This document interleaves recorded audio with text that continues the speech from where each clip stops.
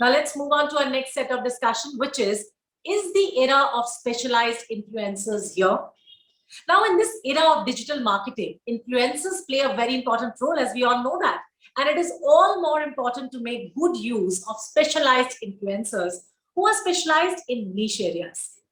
Speaking more about specialized influencers, we have been joined by an esteemed panel of experts. So first of all, would like to introduce Ms. Mansi Zaveri, founder and CEO, KidsStopPress.com. We have with us Ms. Enaakshi Kotwal, choreographer, influencer, and media professional she is. Mr. Ishan Jindal is with us, who is the founder of Wobb. Ms. Resha Jain, who is the Vice President, Content Marketing, Sugar Cosmetics. And to chair this session, we have been joined by Ms. Rubeena Singh, Country Manager, Josh. Over to you, Rubeena.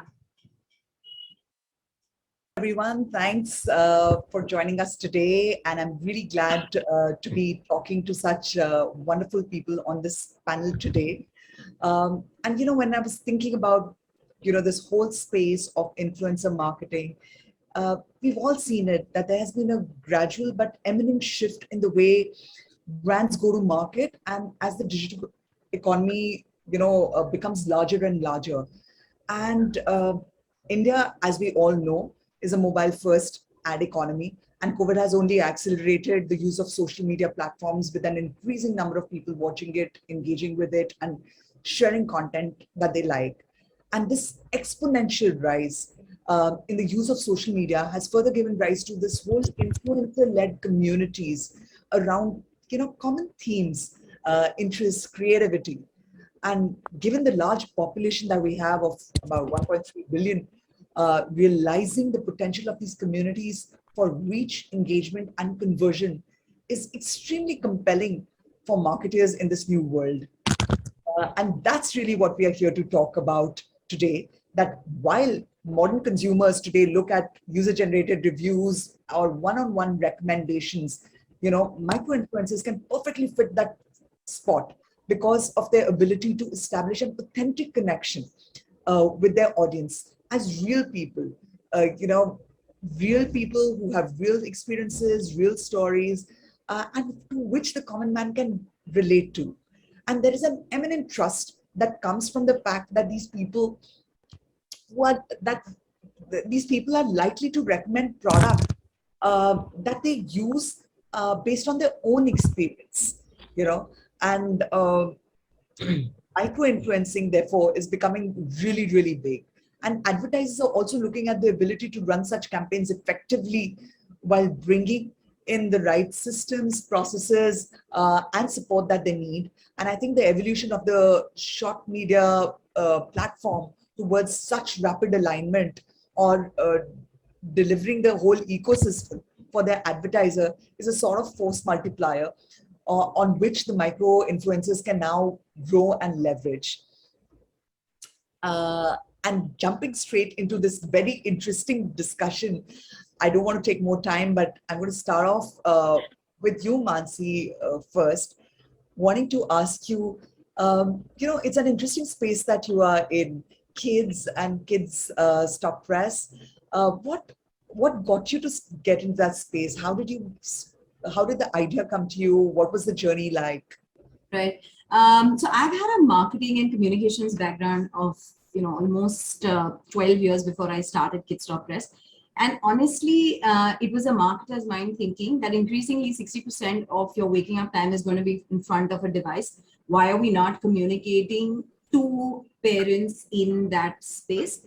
The second one was that there is going to be an upsurge in millennials where you are going to be rooted in your background, but there is also this conversation that's parallelly happening on Google. So in the parenting scenario, it was my mom telling me, feed the baby dal ka pani, Google telling me, give applesauce. So I think we're all as millennials stuck in that space that we don't want to let go of our Indianness, but we want to move forward to adapt positivity and change. So that was the second trigger.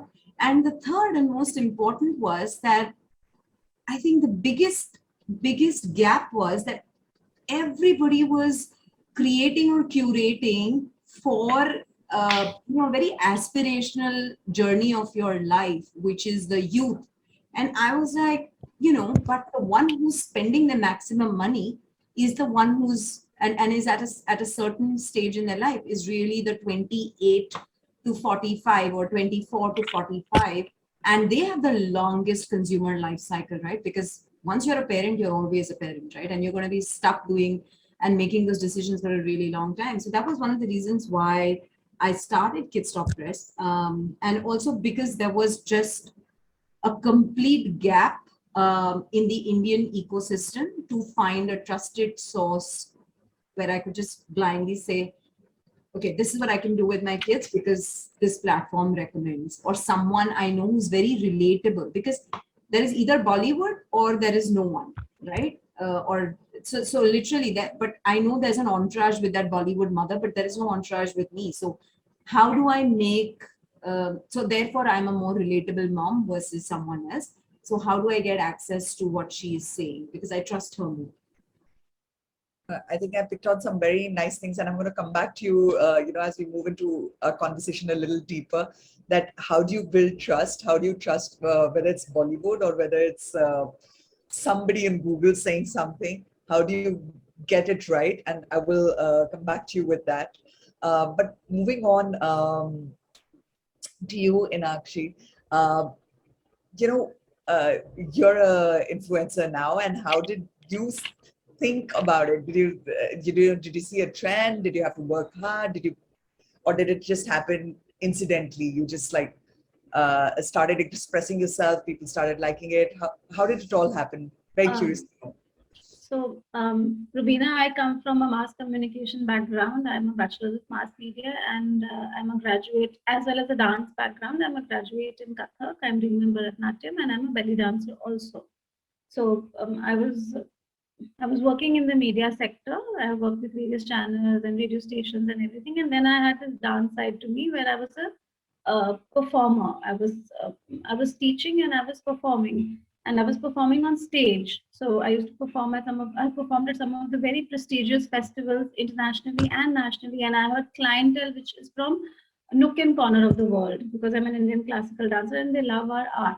So I had this huge thing of expressing myself. So I found social media as a way to do so. And when I started, influencer marketing was 3-4 years back. Influencer marketing was coming up, and I honestly studied it since I am a content person. I'm always been a content person. So I said this is a huge platform to express myself on weekly basis or daily basis. And so it initially started with dance. And then I realized that I enjoyed other stuff also, like, for example, fashion. And there was another side to me, which was entertainment, interviewing people, interviewing Bollywood celebrities. And also I wanted to experiment with them also. So I experiment with that area also. So I decided that no, I mainly want to do dance with certain percentage, because since I love fashion also. So I said the certain percentage dedicated to fashion and entertainment. So that's how I came up with this. Is in this area I want to create content, mainly dance, followed by my other interests. So I did a dissection of my own personality and who I can reach out to. Because see, if I enjoy creating my content, then others will enjoy it, will enjoy consuming it. If I do not enjoy what I do, then I won't be able to connect to others. So I think that is the best way. So that's how my entire journey I explained in nutshell. Yeah, no, that's really exciting that you started using the medium to express yourself, like you said. But now that there's so many people who are following you, etc., etc., do you feel that there is sort of an that influences you? There is a sort of expectation that people want to see a certain kind of content, a certain piece of content does better. I'm sure you track it as well, and then you feel pressured to do more and more of that rather than how you started with following your heart and just expressing yourselves. Yes, there has been a lot of change from when I started. The audience has a certain kind of expectation. Only thing I'll say, I've been fortunate. My audience wants me to do what I was originally doing. So that's the good part of it. Like, for example, if I'm a Kathak and a belly dancer, they're expecting me to do out there. And the pressure comes from the part of the trends. So there are certain trends that happen on social media, which you are supposed to do it because they're popular. But somehow I choose to stay away from them if I do not relate to them. Like, I'm okay to stick I feel that my audience also doesn't expect me to do it, because they have that thing in my head that she is a Kathak dancer, she is a Bharatanatyam dancer, so I'm not going to expect her to. They do not expect me to do just any trend. They expect much more from me. So yes, the expectations have changed, but I think since I really focused on what I wanted to put out there, that really helped me and connected with the audience. And it's a fine balance, right? All the time. Yes, yes, As the space is becoming more and more complex. yes. You know, So I also try to create a fine balance. Sometimes I do a trend, and then I, stick to what I want to do. Sure. Sure. Thanks for sharing that with us. Ishan, moving on to you next, there's so many reports which say that influencer marketing last year itself was like about 1,000 crore business, pegged to double in the next couple of years. It's become a fairly serious business now. It's not a small business that just a few people are like thinking about it or still dabbling with it. It's become fairly large. So, Ishan, what do you see happening with brands? Are there any observations that you have? How are they looking at this space? What is working for them? What is their expectation? Can you share some of that?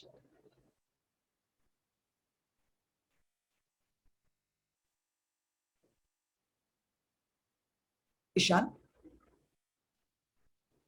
Can you hear me now? Is it better? Can hear you now. Yeah. Okay, awesome. Like you rightly said, it's become like a serious business for a lot of people, a lot of brands that we're working with. I think 2 years ago, it was very different versus now. So there's something clearly that has happened in the last 2 years. And I feel like that it can kind of be boiled down to creation of an opportunity, which wasn't there 2 years ago. When I say that, today, the time spent by people of all ages on social media has increased significantly, right? So people are actually present on behind those screens a lot more, and of all age groups. That's kind of caught some attention. Okay, if people are present there, why not hit them there? Second, after the COVID, a lot of movement kind of stops. You can't run banner ads anymore. People are spending more and more time. While you look at the opportunity was created long back ago, or the base started to happen long back ago with internet penetration after geo, smartphone penetration. So, these were very essential criteria, necessary requirements that kind of led you to not fully go digitally and connect with your uh, uh, customers. But those bases were set up at the right time. COVID came in at the right time. And eventually this became all serious, right? COVID did two things. Number one, brands finally understood that, you have to go digital because that's where the audience is. And there spurred a lot of digital creators. A lot of people sitting at home started creating content following their passion. So now there's a myriad of creators that are present, right? So there's something or the other uh, present for almost every brand out there. They can reach to the right audience. They're dance, they're into FMCG, they're into fashion, they're into fitness. The opportunity actually was created instantly and was expedited because of COVID. So I think opportunity is one. Second is social validation. A lot of these different brands that are coming up, the new age brands that have dethroned the legacy brands like the Mama's of sorts. They fundamentally say it again and again, and a lot of these different brands keep saying it, that influencer marketing is what led us to create the brand, right? So there's a huge social validation that came in, and everybody in this COVID area tried doing small pieces of influencer marketing that they gave them the comfort that, okay, this is something I now understand, or I understand a little bit and I can do it. The third thing that I think is, there's actually this notion that there'll be an ad fatigue that will happen uh, in between 2020, 2021. I think people have kind of become more and more educated over a period of time, where brands were initially like, okay, we should do influencer marketing. Then second, they were like, we should do influencer marketing with people who don't have fake followers. So let's not look followers, let's look at engagement rate as a metric, right? And slowly and steadily people are more educated. They're like, you know what, why should I be doing influencer marketing? Because the other guy already knows that this is paid advertising, and influencers fundamentally are supposed to drive organic advertising. That notion in 2020 to 2022 kind of changed completely, drastically. I don't see a lot of brands today that I work with. We work with close to 1,000 brands right now. None of them have said that, or very rare number of people have said that we want it to look organic. They're like, we want it to be paid, and it should be said very loudly, clearly that it's a paid advertising. The fact that you've gone over it, like it's come and it's gone, right? You don't care about ad fatigue. Influencers are still a great way for you to connect to your relevant audience, create authentic content, and that's good enough for you. You don't have to worry about organic or not being organic. Knowing that the end consumer, which is following the influencer, will still continue to follow the influencer now for product discoveries, right? So that amazing shift that has happened from it being a social media platform to now it becoming a product discovery platform, right? Instagram, which is largely where it has come. All of these factors combined have made this business a very serious business. And I think these are some of the ways in which brands are currently thinking that are working with us. The shift from here onwards is very simple. I think everybody's just tried and tested out waters at a small level. Some of the brands have done really well and scaled. The idea would be from here onwards to scale this entire journey, right? Like now every single brand that we're working with right now, they're coming to us and saying that we want to do 1,000 influencers every month. We have brands who we've done 6,000 to 10,000 influencers every week in 2 days, in 3 days. And that's fundamentally possible because of there'll be a lot of players that will kick in, will try and optimize this whole thing, like us, which is building technology, enabling you to reach out to many people, manage many people. That's one thing. And I think that streamlining is further going to happen, which will further scale the whole influencer marketing spend in India and abroad. So that's a little bit of my take on this. I agree. It's. I think the space is evolving, and we get to see. I feel we get to see the scale. It's beginning to take off now, and Yes. let's see how it scales. And Resha, coming on to you from a brand lens, and we were talking about this a little bit earlier before we started this panel formally. A brand has so many opportunities to choose from. Of course, influencer marketing is a compelling opportunity. But you have other opportunities which may be in traditional media, in digital media, etc. How do you look at influencer marketing? Why do you think it works for brands? Rubeena, let me actually tell you a little bit about how Sugar started doing influencer marketing. And actually, everything that Mansi said and Ishan said, about this space and how brands have started looking at it, why they delved into it, similar, right? I remember joining in 2019, and at that point in time, Sugar we are still a growth stage brand, right? But it's growing at a very crazy pace. We knew that we needed to get out there in front of people, and we needed to do it in a very authentic manner. In all honesty, right in the mid of 2019, we were doing a few campaigns here and there.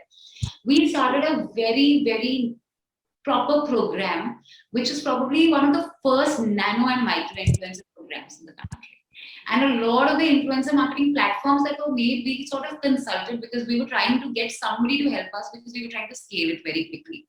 Because scale, ultimately, there are three types. There are three types of people out there who can influence decisions. So there are celebrities which are at the top of the pyramid. Then there are cat influencers, which have made it very, very big, obviously. This is a very small part of the influencing world as well. And then there are, of course, micro influencers, macro influencers, nano influencers. We understood two things. A, our products will be really useful to people who want to create content with our product. That's like the first line. I mean, forget that they will influence. We genuinely want them to have our products, because we think we were very sure that once you see and use, you'll love our product. So that we really wanted to get out there. That secondly, we knew at that point in time, it was still not the big business it is today. I think the last 2 years, what Ishan was saying is true. It's suddenly become this huge, in fact, one of the biggest industries right now and in the future will be influencing. And these things and these opportunities, this word didn't exist in our lives a little while ago. It's not very new. I remember blogs, hum likhte the in 2008 and stuff in 2007. But influencing is very different. Suddenly giving people a platform where they can all feel like stars. That's a different thing, have your own small world or a big world which can keep growing or not. Where you get to be the star of your own movie or your own life. And that, I think, is a different opportunity. It really it democratized this entire creator network. We knew very well that we needed some amount of authenticity, and that was good enough for us. We did not need to tell people exactly how to use, as long as people were doing it and showing it in their regular way. It is makeup also, thankfully, lends itself beautifully as a category to a lot of people creating content with it, or influencing decisions, simply because we all, when we spot a good lipstick or somebody wearing something, we'll ask each other, where did you get that from? So for me, that industry was really right. And Sugar was very sure that we wanted to have a lot of voices talking about us. Because idea is that once discovery is happening and consistently after that discovery has been made, there is consistently some noise.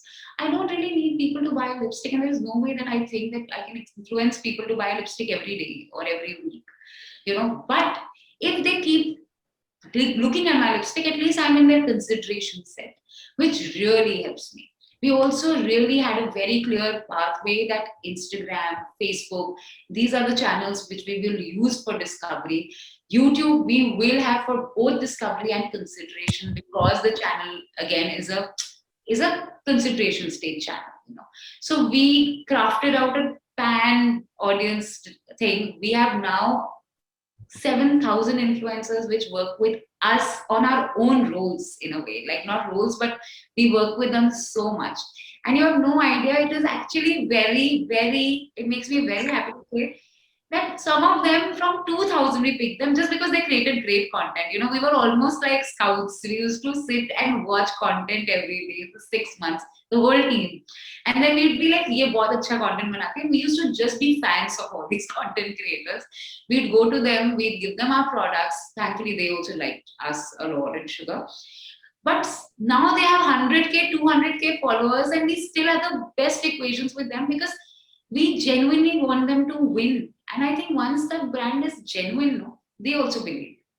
So it's a win-win situation. I love working with influencers. I'm a big fan of influencers. I think we didn't have those opportunities, and they do such a great job. And you need a lot of discipline to be a great influencer. You need a lot of talent to be a great influencer. You need to be extremely ballsy to be out there, because there will be a lot of negative comments. It's not a always a very happy platform. It can be, there are lots of bullies around.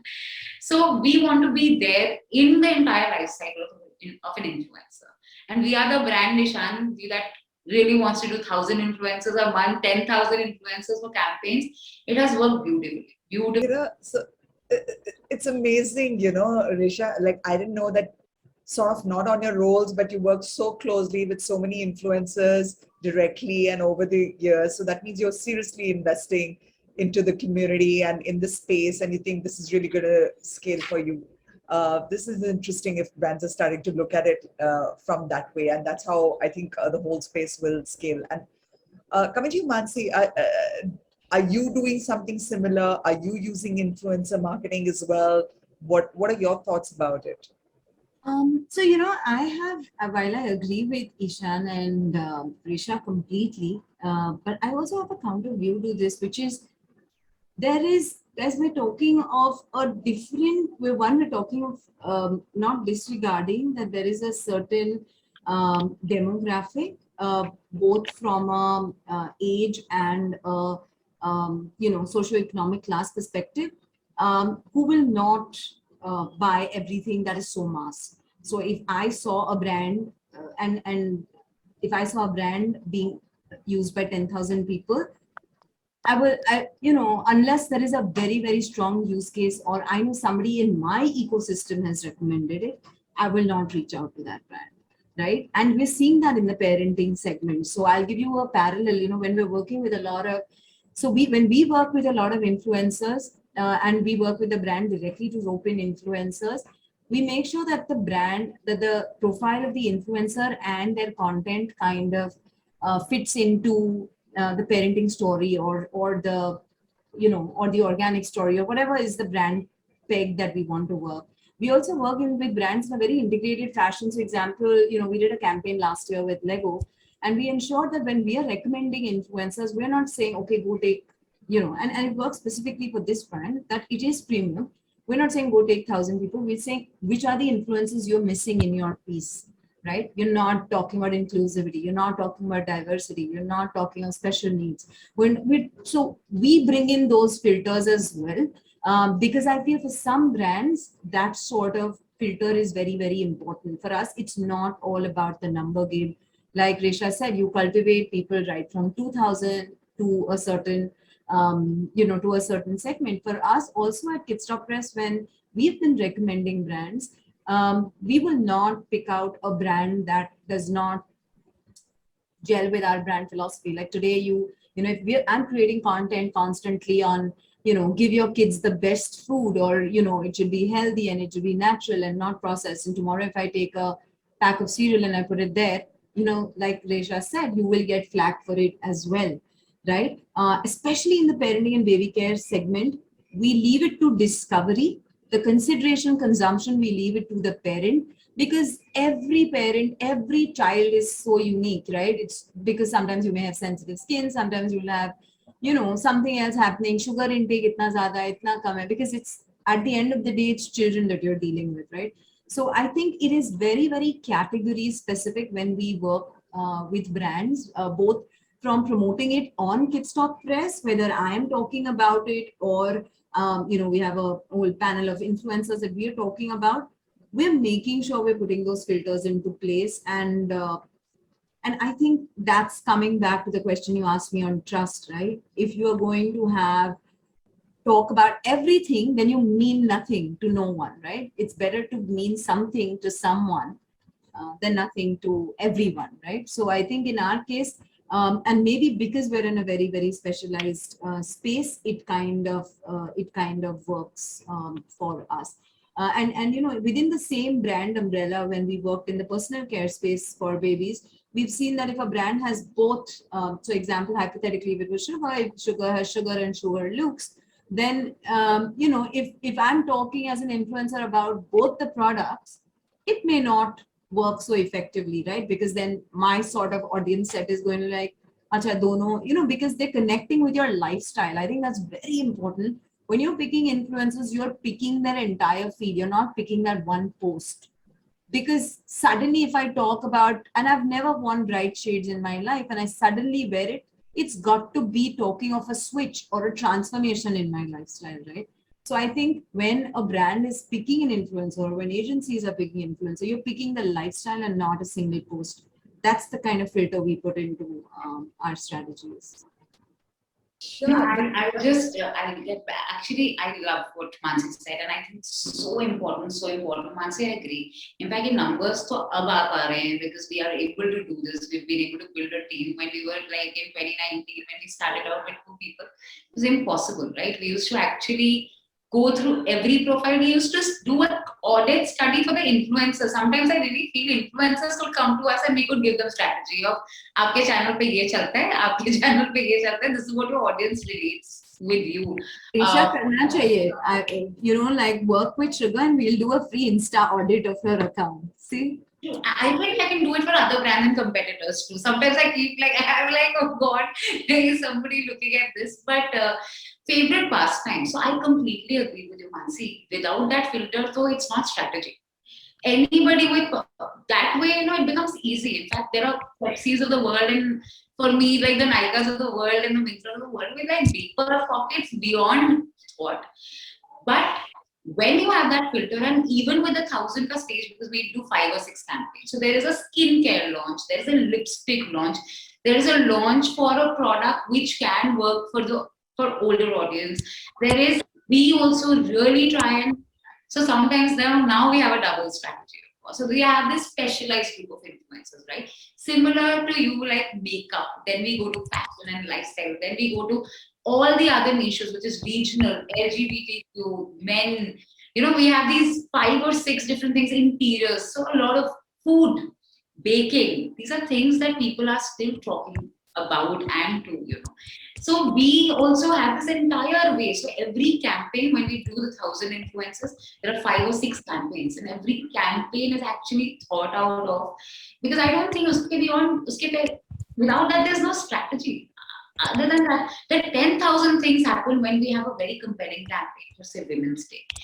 10,000, Mansi, nobody sees 10,000. I don't follow those 10,000.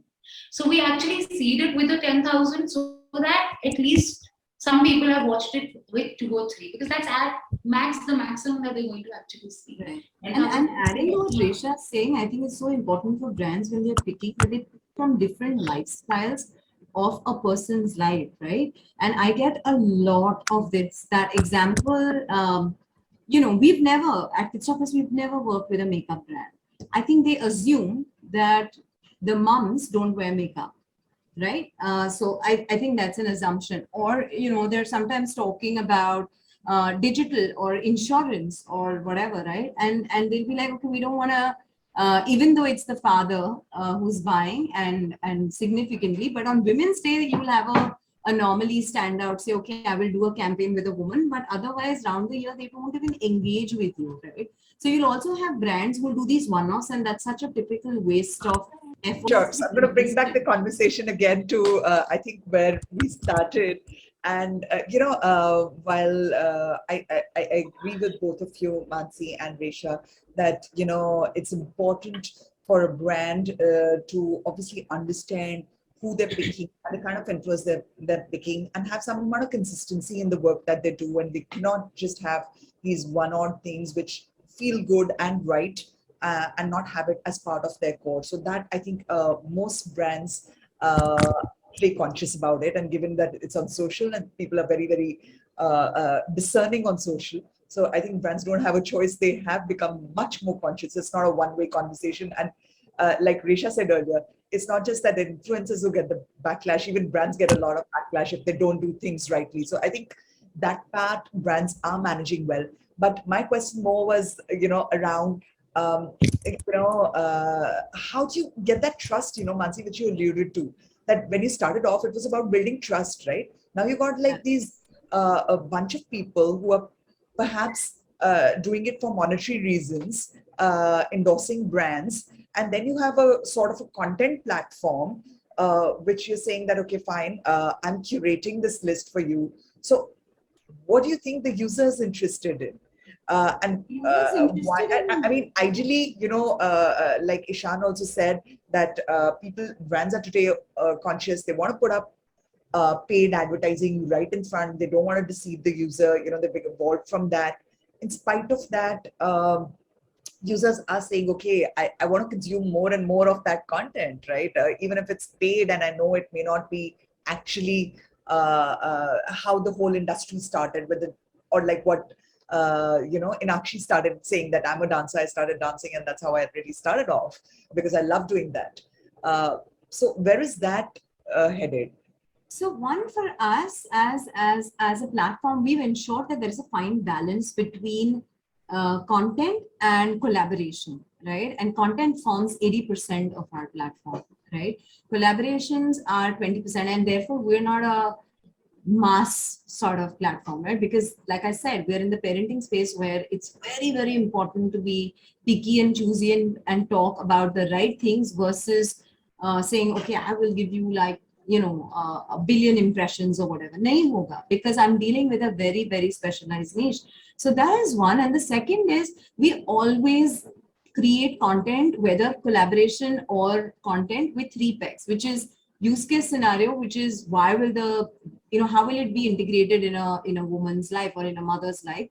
So content should be save, share, and engagement. These are the 3 filters that we actually put in. So even if it is a collaboration, are we sharing use case scenario and integrating the brand in to the consumer's lifestyle on a day-to-day basis? Because that's why they're coming to us as a platform and not going to a celebrity or anyone who also could be talking about the same thing. I think so having that filter and saying, listen, I messed up, was also okay. And leaving it to that, listen, we're doing our job. This is a paid collaboration. We are leaving the we're giving you the discovery. The consideration, consumption is your journey. So we will never even promise that to the brand, and we're not promising that to the parent as well. So I think that works for us. And also saying no and standing by what you believed in. So it's been 13 years. We're not a platform who will say, please post your child's pictures and win. We've communicated our brand philosophies very early on. We will never compromise your child's privacy, right? It's so easy for parenting influencers to take cute pictures and videos of their children and post it for great traction. We've steered away from that, and we ensure that our users steer away from that as well. Or saying no to brands that you don't believe in. I think that kind of really has kind of stood out for us to build that trust. And it's a long haul process. It's really a long haul process. Sure. Enaakshi, I'm going to move to you and ask you, while Mansi shared how she has gone about building trust. I think on the other side, what we see as a trend definitely is that both consumers, and because of consumers, I think brands are also moving towards what is more popular these days, which are influencers. And so it actually, I'm sure you are flooded with a lot of requests with brands and stuff like that. Do you want to share your experience, or what is your view? How should brands tackle this space? I'm sure they give you a lot of brands give you a lot of guidelines how they want to create content, and when they give you their briefs, etc.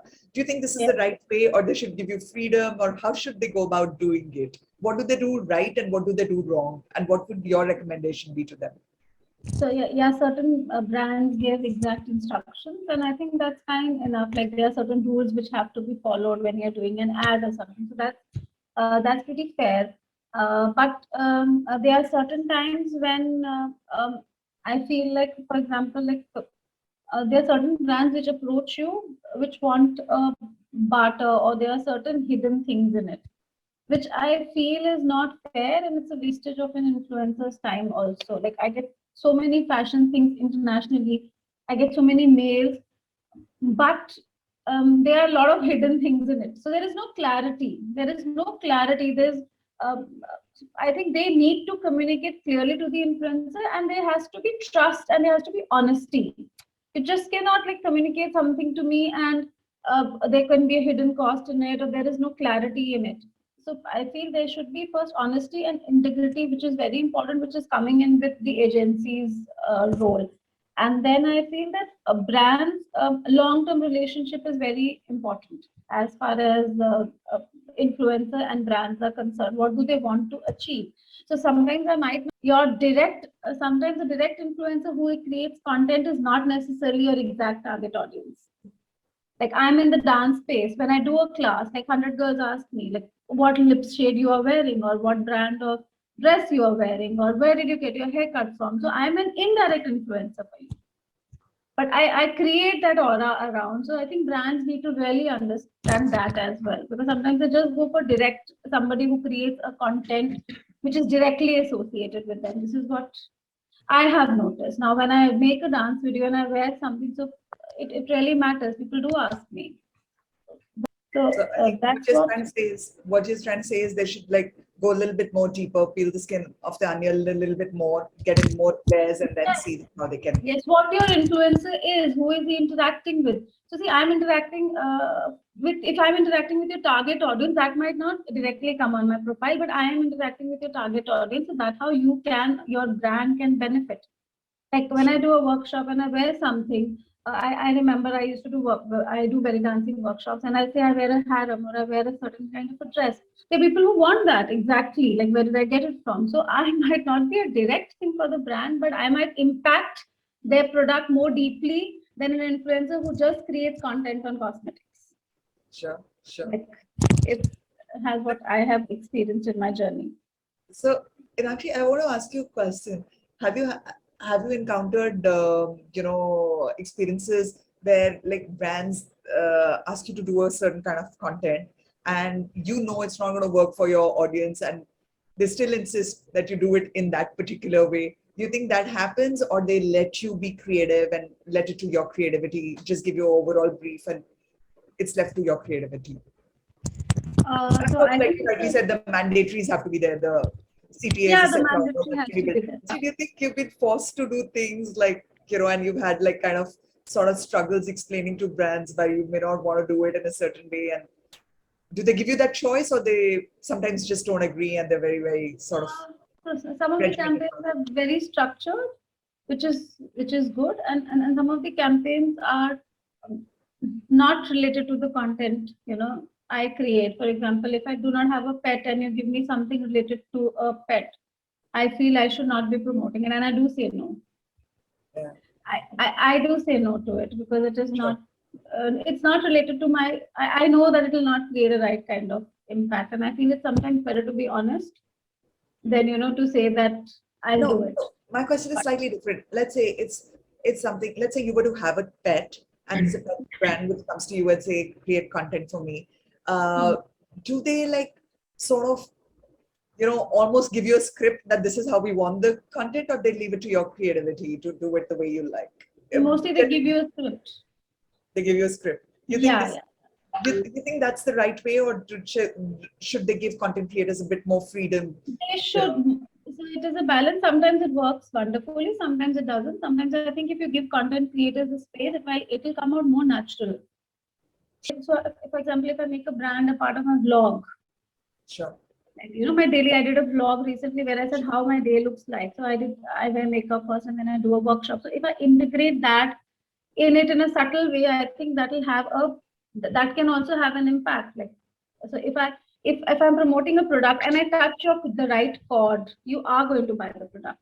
Sure. So Ishan, I feel a balance is very important. Yeah. Absolutely. Ishan, what's your view? One is I know like brands want to work with a lot of influencers.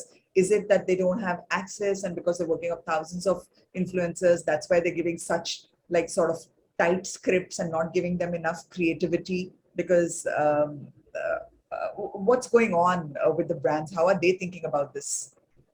Ishan? Right. Thanks for that question, Rubeena. Okay, I think, think about it this way. There are influencers who just become influencers. Okay. Everybody has a different comfort.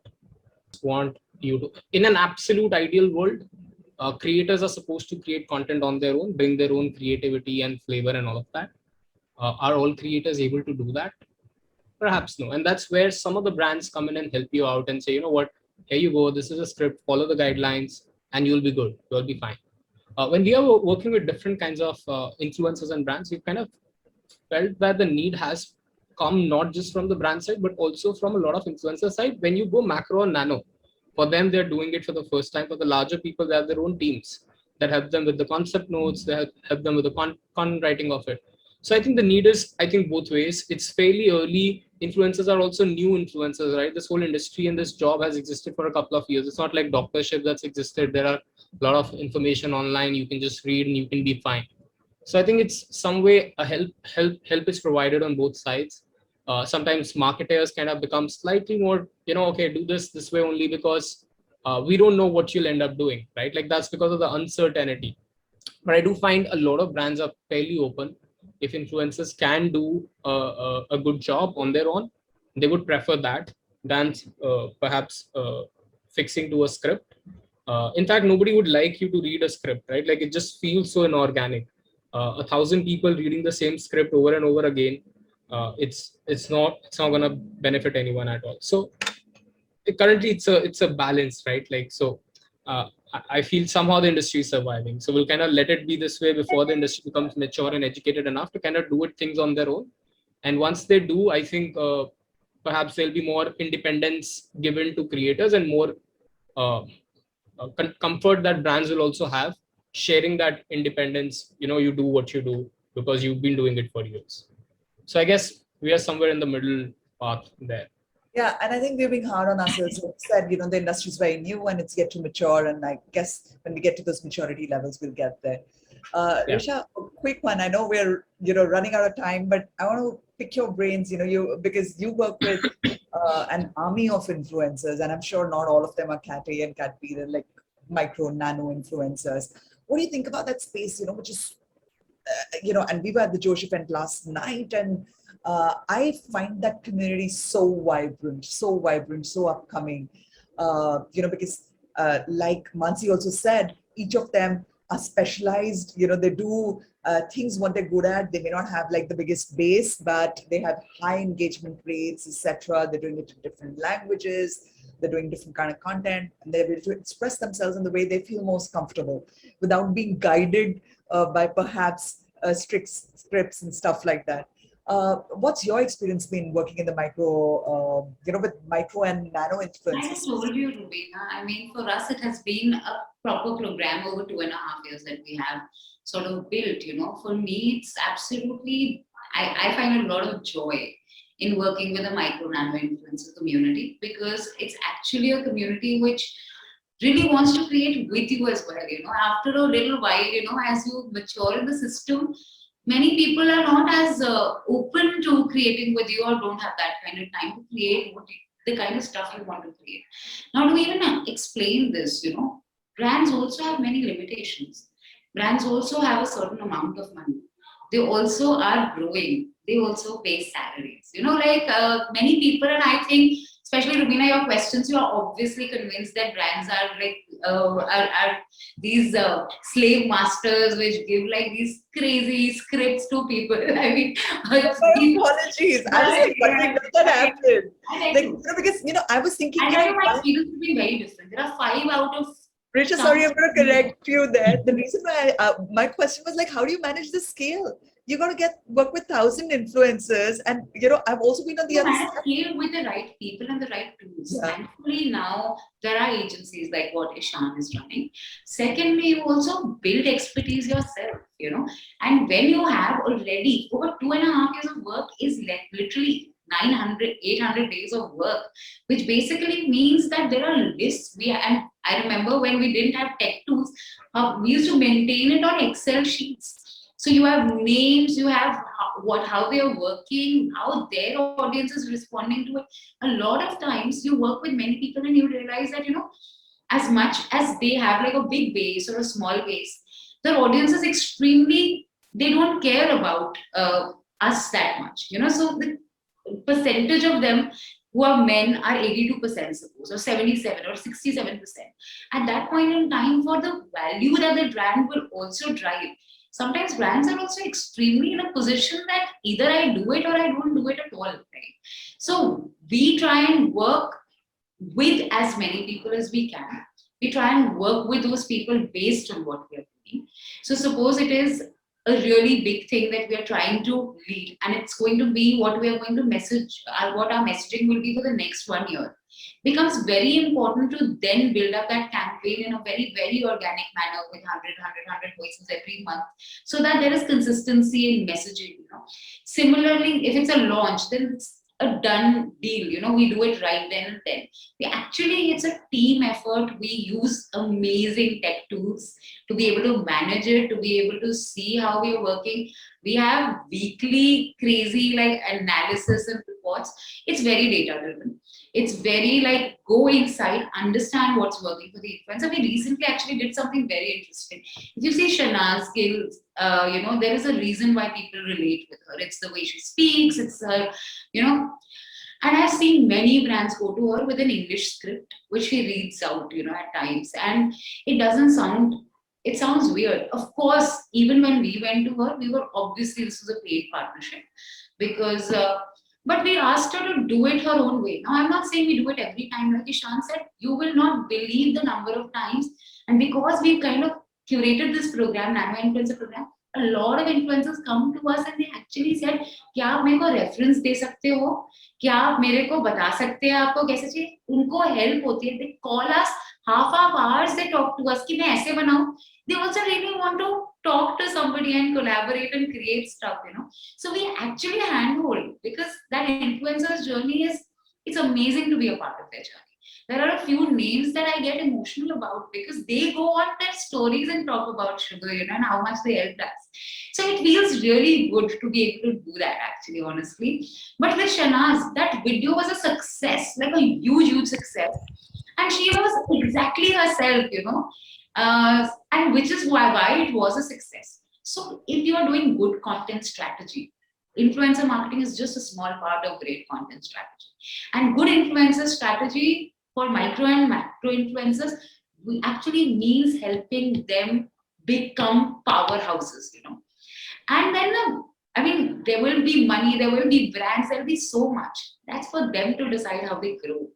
But I think a brand has, if you can be a part of many journeys, because it is great. Also, like Mansi said, every industry is different. You will have to understand what your industry is like. I work in the makeup industry. It's very easy for me because everybody sitting here is wearing makeup. But not everybody has the same needs sets. This is a product that we are trying to sell. Very different from the way you try and sell media or you try and sell content. That's your business. Interesting. I know it's been an interesting conversation. We could have gone on and on, but we're short of time. And, thank you so much, everybody, for making that time to have this conversation. And I really think it was a real discussion and a conversation the way it went. And I truly, personally believe I've learned a lot from all of you, your perspectives. And I also think that, micro-influencing with the way technology is coming, the consumer is evolving, and the micro-influencer economy is coming together, I think is going to be the big trend to watch out in the coming couple of years. So keep your eyes on it, and let's start working together to make a success of it from all sides, from the creator content side, from the agency side, from a brand side, and the platform side, let's come together and make it big. On that note, thank you very much. Thank you so much, Rubeena. Thank you, everyone. Everyone. Thank you. Bye. So it's wonderful to hear all of you. It was amazing, guys.